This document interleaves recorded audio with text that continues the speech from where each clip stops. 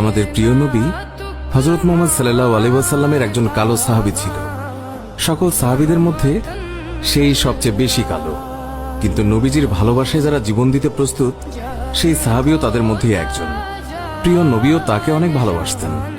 একদিন সেই কালো সাহাবীকে নবীজি বললেন, তুমি সারাক্ষণ আমার সাথেই থাকো, তাই আমি তোমার কাছে কিছু কথা জানতে চাই।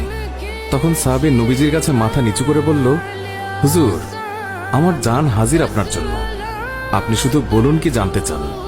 তখন নবীজি বলল, তোমার বিয়ের সময় হয়েছে, তুমি কি প্রস্তুত?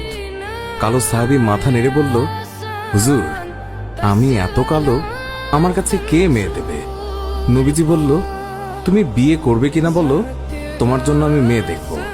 এই কথা শুনে কালো সাহাবী খুশিতে কেঁদে ফেলল আর বলল, হুজুর, আপনি আমার জন্য মেয়ে দেখবেন, আমার কাছে এর থেকে বড় পাওয়ার কি হতে পারে?